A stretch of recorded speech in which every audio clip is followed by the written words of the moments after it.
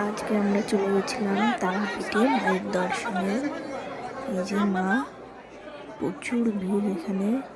মাকে তবুও দর্শন করা যাচ্ছিল না, এত ভিড়ের মধ্যে তবুও চেষ্টা করছি দর্শন করা যায় কিনা।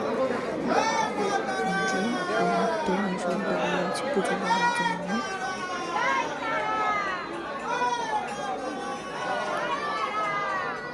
এই যে সাইডে সব যজ্ঞ হচ্ছে পুজোর জন্য, পান্ডারা দিয়ে পুজো টুজো উঠছে।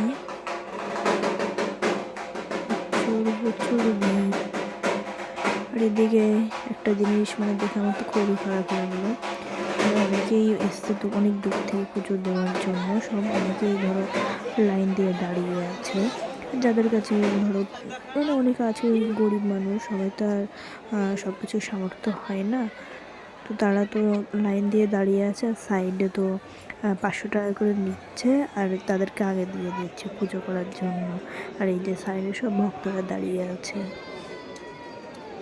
পয়সা দিলে আগে পুজো হয়ে যাবে, পয়সা না দিলে এই যে এরকমভাবে লাইনে দাঁড়িয়ে থাকতে হবে। তো ভিডিওটা তোমাদের ভালো লাগলে অবশ্যই একটা লাইক করবেন। দেখা হবে নেক্সট ভিডিওতে। Bye bye.